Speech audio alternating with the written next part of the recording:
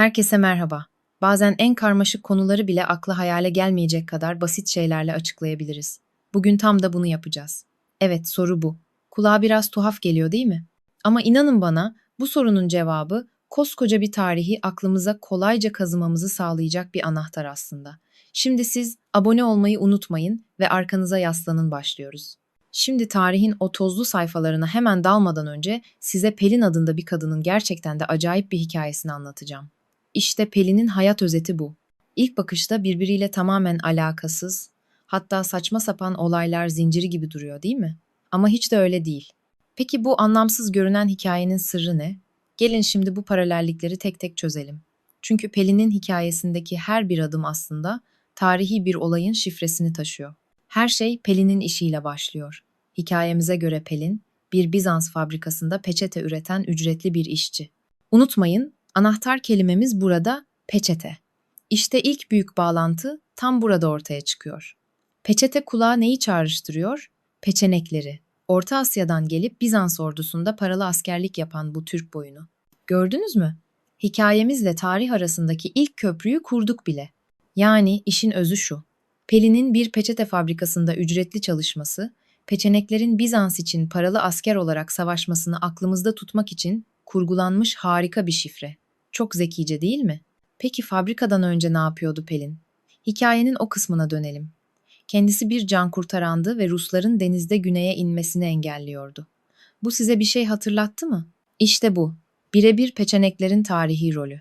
Onlar da Karadeniz'in kuzeyinde yaşayıp o dönemki Rusların güneye, yani Karadeniz'e doğru yayılmasını engelleyen bir bariyer görevi görmüşlerdi. Hikayemiz devam ediyor.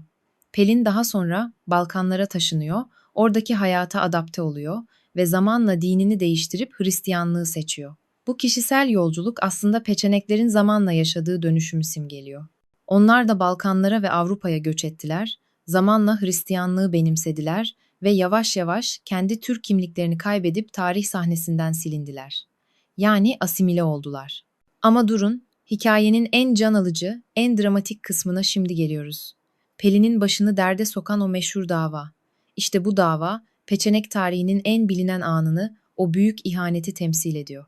Hikayede ne oluyordu? Selçuk adında biri, bir moloz yığını yüzünden Bizans'a dava açıyordu ve Pelin ne yapıyordu? Taraf değiştirip Selçuk'un davayı kazanmasına yardım ediyordu. Unutmayın, Selçuk ve Molos. İşte şimdi işler iyice heyecanlanıyor. Molos kelimesi neyin şifresi olabilir sizce? Tarihin akışını değiştiren o büyük savaşın, Malazgirt Savaşı'nın. Ve evet, Selçuklular da tıpkı peçenekler gibi bir Türk halkıydı. Bakın, şifre nasıl da tıkır tıkır çözülüyor. Hikayedeki Selçuk, tarihteki Selçuklu Türklerini temsil ediyor. Molos kelimesi Malazgirt'e ses olarak benziyor ve Pelin'in taraf değiştirmesi de peçeneklerin savaş sırasında Selçukluların safına geçmesini anlatıyor. Harika bir anımsatıcı. Bu olayın ne kadar önemli olduğunu bir düşünün. Savaşın sabahında Bizans için savaşıyorlar. Öğlene doğru karşılarındaki Selçuklu ordusunun aslında kendi soydaşları olduğunu fark ediyorlar. Ve öğleden sonra savaşın en kritik anında taraf değiştiriyorlar. Bu hamle Bizans için tam bir felaket, Selçuklular içinse mutlak bir zafer anlamına geliyordu. Tahmin edeceğiniz gibi bu ihanetten sonra Bizans, Pelin'i kapının önüne koyuyor. Ama Pelin yeni bir iş buluyor. Bu da peçeneklerin tarihteki yeni bir ittifakına işaret ediyor. Pelin'in yeni işi nerede? İzmir'de. Ne iş yapıyor? Bir çakı fabrikasında çalışıyor. İşte yeni ipuçlarımız.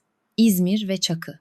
Hikayedeki çakı kelimesi kime gönderme yapıyor dersiniz? İzmir'de kendi beyliğini kurmuş olan bir başka Türk beyi Çaka Bey'e. Peçenekler Bizans'tan intikam almak için işte bu Çaka Bey ile ittifak kurmuşlardı. Fakat bu yeni ortaklık Bizans'ı daha da öfkelendiriyor ve hikayemizde son, acımasız bir intikam sahnesini hazırlıyor. Peki Bizanslılar Pelin'den nasıl intikam alıyor? Çok tuhaf bir şekilde ona kapkacak fırlatarak ve üzerine leblebi yağdırarak saldırıyorlar. Sonunda da Pelin yenilip bayılıyor. Evet, leblebi ve kapkacak. Bu şifremizin son parçası. Gelin bu son şifreyi de çözelim. Leblebi hangi savaşı çağrıştırıyor? Lebemyon Savaşı'nı. Peki ya kapkacak? Bu da Bizans'ın peçeneklere karşı ittifak kurduğu bir başka Türk boyu olan Kıpçakları yani Kumanları temsil ediyor.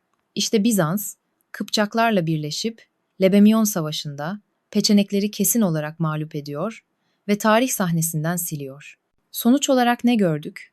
Tarih aslında bir hikayedir ve bazen koskocaman bir tarihi aklınızda tutmak için ihtiyacınız olan tek şey ondan daha iyi ve daha akılda kalıcı bir hikayedir.